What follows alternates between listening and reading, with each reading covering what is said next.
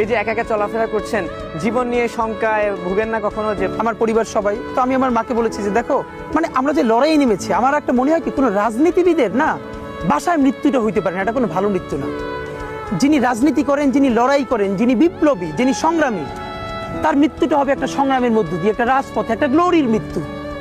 আমি তো ভীষণভাবে প্রত্যাশা করি, আমি ছোটবেলা থেকে এই স্বপ্নটা দেখি, অনেক জায়গায় বলেছি যে একটা তুমুল মিছিল হচ্ছে অন্যায়ের বিরুদ্ধে, সেই মিছিলের সামনে আমি আছি, কোনো একটা বুলেট এসে আমার বুকটা হয়তো বিদ্ধ করে দিয়েছে, এবং সেই মিছিলে আমি হাসতে হাসতে আমি শহীদ হয়ে গেছি। এবং সবাই যখন মৃত্যুটাকে ভীষণ ভয় পায়, আমি তখন হাসতে হাসতে আল্লাহর কাছে ভীষণ সন্তুষ্টি নিয়ে পৌঁছতে চাই যে আমি একটা ন্যূনতম ওই জীবনটা লিড করতে পারলাম, যে আমি একটা ইনসাফের হাসি নিয়ে আমি আমার আল্লাহর কাছে পৌঁছতে চাই।